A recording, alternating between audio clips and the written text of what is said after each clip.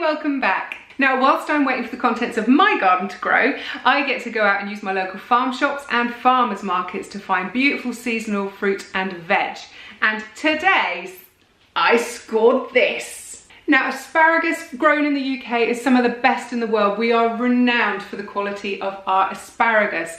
But the season is very, very short, so please go and grab some while you can, and then let's make this gorgeous recipe. Unroll your pastry and score around the edge about 2 centimetres in with a sharp knife. Try not to cut all the way through. Then pierce it all over with a fork. Beat an egg to make an egg wash and just brush the edges. Then using the same pastry brush the mango chutney. Snap your asparagus spears off at the base. This will take the woody part off. Don't throw those end bits away though, they make great stock, or you can use them in soup.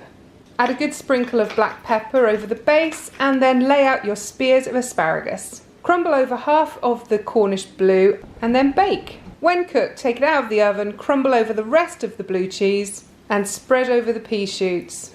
So that's it for this week, lovelies. I hope you enjoyed this recipe and I hope you give it a go. And don't forget, asparagus season is over in the blink of an eye, so make the most of it while you can.